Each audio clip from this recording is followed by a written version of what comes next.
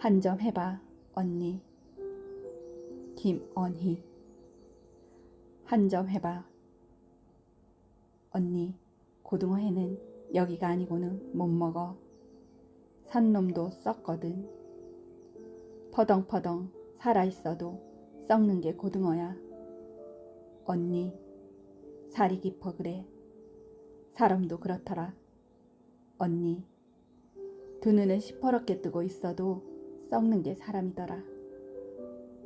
나도 내 살 썩는 냄새에 미쳐. 언니, 이불 속에 내 가랑이 냄새에 미쳐. 마스크 속 내 입냄새에 아주 미쳐.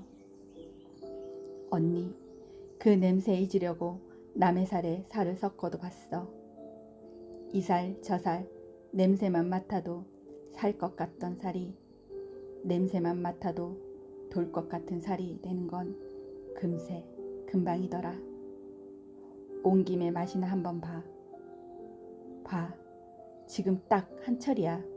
언니, 지금 아님 평생 먹기 힘들어. 왜 그러고 섰어? 언니, 여태 설탕만 먹고 살았어?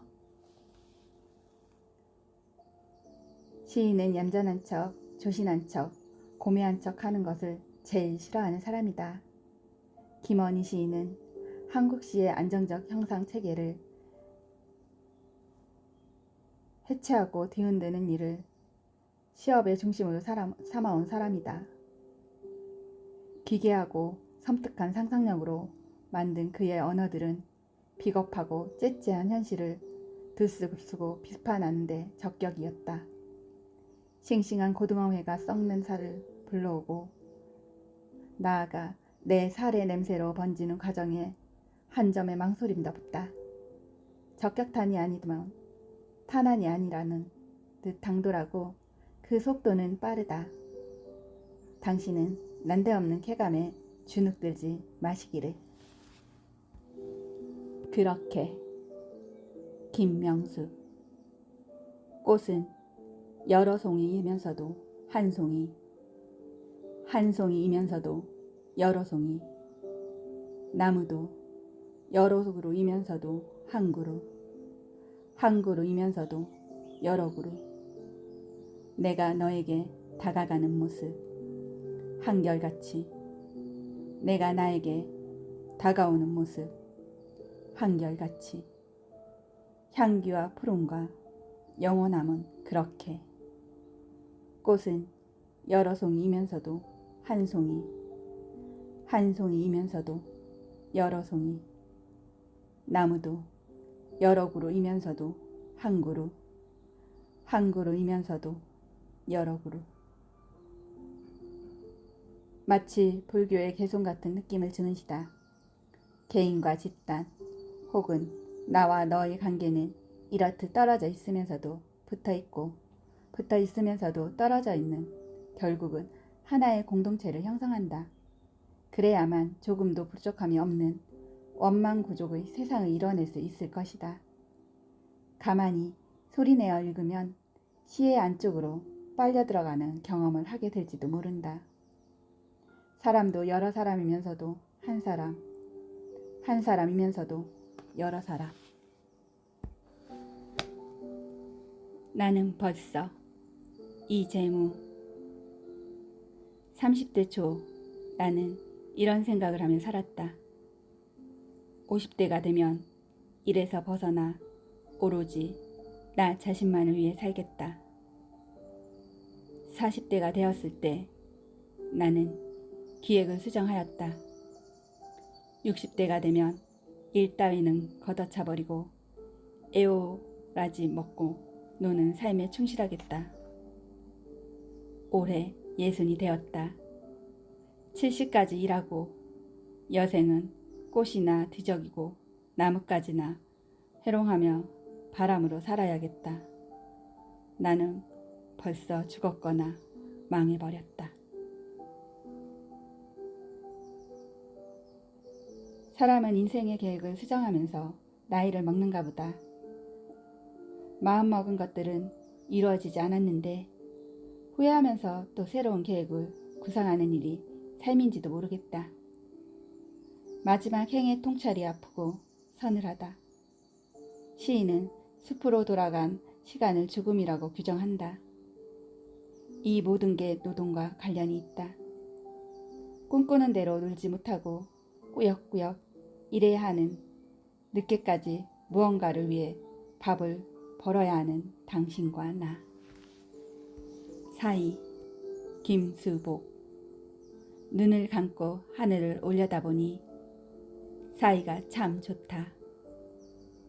나와 나 사이, 사람과 사람 사이, 나무와 나무 사이, 새들과 새들 사이, 지는 해와 뜨는 해 사이.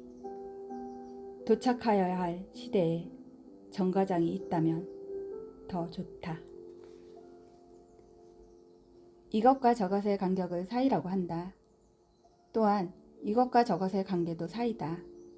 간격이든 관계든 둘 다 거리 조정이 필수적이다. 거리 조정이 실패하면 다툼이 생기고 전쟁이 터지고 사람이 죽는 일도 벌어진다. 사이가 파괴되는 것이다. 마지막 행은 윤동주의 산문 종시의 한 구절이다. 정거장은 도착하는 지점이지만 새롭게 떠나는 지점이기도 하다. 그렇게 나는 이 시에서 시인의 새로운 각오와 도전의 정신을 읽는다. 정거장은 편히 쉬는 곳이 아니다. 천리길을 시작하는 곳이다. 우물, 이영광. 우물은 동네 사람들 얼굴을 죄다 기억하고 있다. 우물이 있던 자리, 우물이 있던 자리. 나는 우물 밑에서 올려다보는 얼굴들을 죄다 기억하고 있다. 우물은 가장 깊고 읍슴하고 무서운 곳이었다. 사람들은 우물을 들여다보며 얼굴을 비춰본 게 아니었다. 아 하고 소리를 질러본 사람, 침을 뱉어본 사람, 돌멩이를 슬쩍 던져본 사람, 사는 게 죄다 싫어 우물로 뛰어들어 버릴까 생각하던 사람도 있었다. 우물은 사람들의 젖줄이고 마을의 눈동자였다. 우리가 우물을 내려다본 게 아니었다. 우물이 우리를 올려다봤다. 물로 씻을 수 없는 우리의 상처와 허위와 사치와 죄를 우물로 모두 알고 있었다. 기억은 사라지는 것이 아니라 우물처럼 깊이를 갖고 있다. 늙음, 최영철. 늘 그럼 하고 고개를 끄덕이는 것, 늘 그럼 어깨를 토닥여주는 것, 늘 그렁 눈에 밟히는 것, 늘 그렁 눈가에 맺힌 이슬 같은 것, 늘 그걸 넘기지 않으려 조심하는 것, 늘 그걸 넘지 않도록 마음이 흡족한 것, 늘 거기 지워진 금을 다시 그려 넣는 것, 늘 거기 가버린 것들 손꼽아 기다리는 것, 늘 그만큼 가득한 것, 늘 그만큼 궁금하여 멀리 내다보는 것, 늘 그럼 늘 그럼 늙는다는 것은 삶이 쇠퇴하고 하강하는 게 아니라는 걸 시인은 말하고 싶어 한다. 늙는다는 건 무한한 긍정에 이르고 모든 것이 원만해지는 강지에 다다른다는 것. 대체로 말놀이는 허황된 느낌을 주기 일쑤인데 시인의 말놀이에 우리가 고개를 끄덕이는 이유는 뭘까? 그것은 시에 깔려있는 연민의 눈 때문이다. 연민은 가시가 없어 넘치고자 않으며 언제나 둥그스름하다. 그늘막에 늘 그럼 고개를 끄덕이고 그렁 한 눈으로 세계를 본다면 얼마나 좋을까. 잔설 이정록. 산채로 털을 뽑다가 오리를 놓쳤다. 털 뽑던 소나기로 달포쯤 모이를 줬다. 잔설의 몸뚱어리가 밖으로 멀리 서성거렸다. 깃털이 뽑혀나간 자리마다 얼음이 박혀 있는지 멍이 들어 있었다. 물을 끓이고 잔털을 마저 뽑아내자 오죽 같은 물음마디에서 피리 소리 새어 나왔다. 꽥꽥거리던 트럼펫 안에 검은 피가 고여 있었다. 뒤뚱뒤뚱 신물이 올라왔다. 발톱이 찍혀있던 마음 안팎에서 새싹처럼 소름이 돋았다. 나는 오리 잡는 모습을 본 적이 없다. 이 시를 읽으면 그 광경이 바로 눈앞에 펼쳐지는 듯하다. 묘사의 힘이다. 오리를 죽이려고 했던 손으로 다시 오리의 모이를 주는 손에 비해 그 이중성을 뭐라고 이름 붙여야 할까? 오리의 몸에 남아있는 몇 가닥의 흰 털의 시인은 잔설이라고 한다. 아직 채 녹지 못한 구석진 응달에 남아있는 생의 마지막 안간힘 같은 그 전설 말이다. 시인은 오리의 목을 트럼펫이라고 능청맞게 표현했지만 시가 또렷하고 생생해서 이 세상의 오리들에게 괜히 미안해진다. 늪에 내간채를 얻다. 송재학. 너가 인편으로 붙인 보자기에는 늪의 새녁만 챙긴 것이 아니다. 새털 매듭을 풀자 물음을 누웠던 향나 하늘도 한앙큼 대새떼들이 방금 밟고 간 발자국도 구석의 꼭두서니로 염색되어 있다.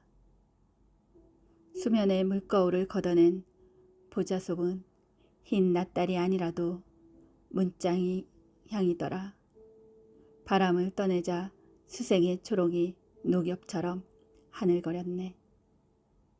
보자와 매듭은 초록동색이라지만 초록은 순순히 결을 허락하며 머구리밥 사이 너 과두채 내간을 챙겼지.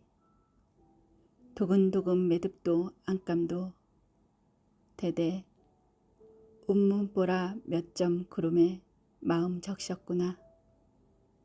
한소솜에 녹음이 적신 물방울들 내 손등에 미끄러질게. 부르르 소름 돋았다. 그만한 고요의 눈씨를 보니 너 담담한 줄 짐작하겠다. 빈 보자는 다시 보낸다. 아, 겨울늪에 보자로 싸서 인편으로 받기엔 얼음이 너무 차겠지. 향연. 낯선 한글 표기와 한자어에 놀라지 말고 천천히 새겨 읽어야 한다. 시인은 일부러 조선시대 여성들의 한글 문체인 내간체의 표기 방식을 활용해 기막히게 아름다운 시 한 편을 완성했다. 보자기를 보낸 여동생에게 언니가 보내는 답장 형식이다. 여동생은 그 보자기에 뭘 싸서 보냈나? 그건 늪의 풍경이다. 자매지간의 마음과 마음을 헤아리는 품격이 마치 고요한 초록늪의 그것과 닮았다. 사춘, 정급별. 말랑말랑한 곳에 털이 날 무렵, 달리는 발바닥에 잔뿌리가 내릴 무렵, 손거울에 돋는 꽃눈을 세다 풋잠에 들 무렵, 뒷다리 떨며 뒷담을 기웃댈 무렵, 꽃술의 노래를 꽂고 밥상에 앉을 무렵, 때묻은 풍선껌을 터뜨리다 토막잠에 들 무렵, 날개 죽지에 바람이 들 무렵, 창거라는 것들과 한 빼가 될 무렵, 부푸는 덤불숲을 헤치다 등걸잠에 빠져들 무렵, 사로잡힌 일진의 첫 봉우리들. 사춘기, 불안과 기대와 설렘과 흥분과 몰두가 일달에 뒤섞인 채로 나타나는 시기. 비유들이 오종종 귀엽다. 마치 만개하기 직전에 꽃봉오리를 들여다보는 것, 그것을 그린 것 같기도 하다. 풋잠, 토막잠, 등걸잠 같은 우리말이 나긋나게 눈에 들어온다.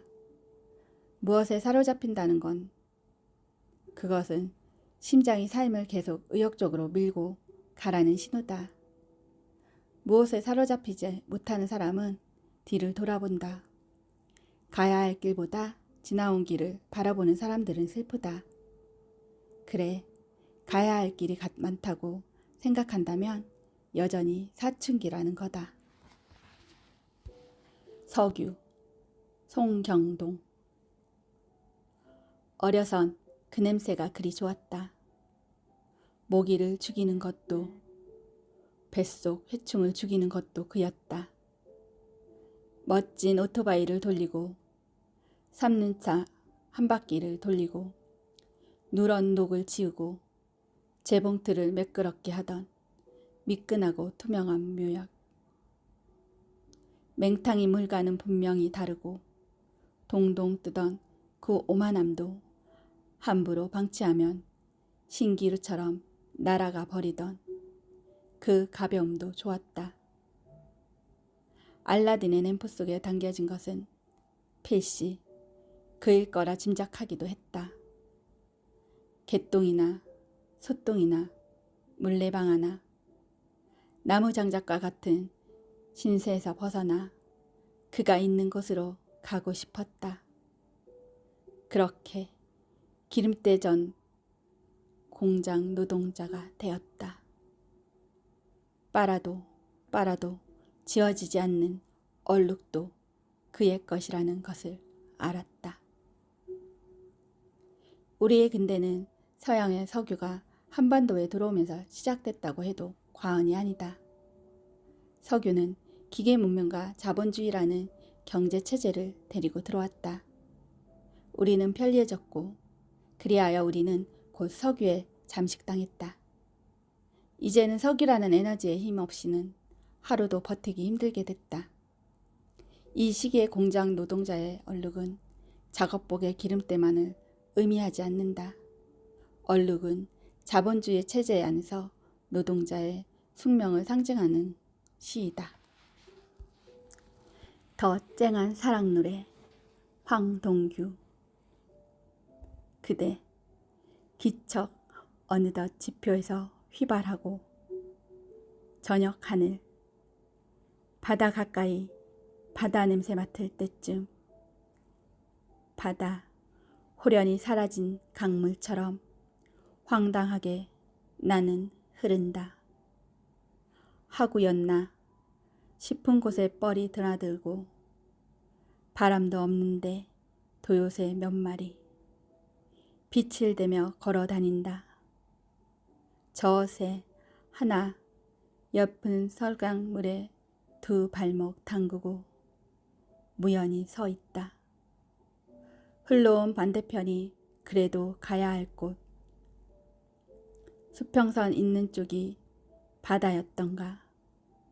혹 수평선도 지평선도 여느 금도 없는 곳. 사랑 안에 이의 기척이 사라졌다는 것은 그와 내가 끌고 온 시간에 쨍 하고 금이 갔다는 거다. 그의 숨소리를 들으며 그의 머리카락을 헤아리던 마음은 도요새와 저요새와 같은 뻘의 풍경 쪽으로 거처를 옮긴다. 이 시의 핵심은 마지막 석줄이다. 그래도 에 담긴 어찌할 수 없는 한숨 소리를 들어야 한다. 그 모든 경계가 사라진 쪽은 그래도 가야 하는 운명을 읽어야 한다. 강이 지평선을 버리고 바다에 이르면 강이라는 이름을 떼어내고 바다로 스며들듯이. 서리빨 송종찬. 담배공장에서 일하시던 아버지는 담배를 끊으시려 은단을 자주 드셨다. 붉은 마리화나를 피우던 나무들이 금단 현상인 듯 잎을 떨구고 있다. 빈 가지에 맺힌 은단 같은 서리빨. 세상과 세상 사이에 보이지 않는 점들이 무수히 깔려 있다. 한때는 불꽃의 사금팔이었을 50 넘어 노안은 찾아오고 멀리도 가까이도 볼 수 없는 지점의 눈 감으면 선명해지는 것들. 상강 24절기 가운데 서리가 내리기 시작할 무렵이다. 추수는 끝나고 벌레는 땅속으로 숨고 나무는 성장을 멈춘다. 나무에 맺힌 은단, 서리가 눈에 보이기 시작하면 사람 나이 50주를 넘기고 있다는 뜻이다. 그의 주머니에 은단이 자리 잡을 때도 그 무렵이다. 담배를 끊고 술을 끊고 애욕으로부터 벗어나려고 하지만 눈 감으면 선명해지는 것들이 많아지는 나이. 시에서 나이를 만나면 서러워질 때가 있다.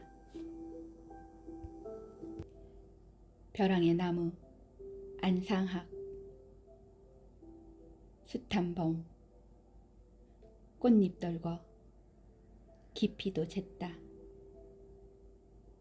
하마는 가을, 마른 잎 날려 가는 곳도 알았다. 머리도 풀어 헤쳤고 그 어느 손도 다 뿌리쳤으니 사뿐 뛰어내리기만 하면 된다. 이제 신발만 벗으면 홀가분할 것이다. 깎아지른 벼랑 바위 틈에 뿌리를 내리고 사는 사람이 있다. 한 번도 상승해보지 않은 그의 삶은 늘 그대로다. 벼랑의 높이는 그에게 죽음의 깊이이다. 모든 집착과 미련을 버리고 하루에도 몇 번씩 벼랑에서 뛰어내리고 싶었을지 모른다. 신발만 벗으면 그는 낙하하는 한 점 꽃이 될 것이다. 그러나 신발이라는 마지막 끈은 그를 벼랑 끝에 단단히 올가묶고 그를 놓아주지 않는다. 삶이란 죽음보다 질겨서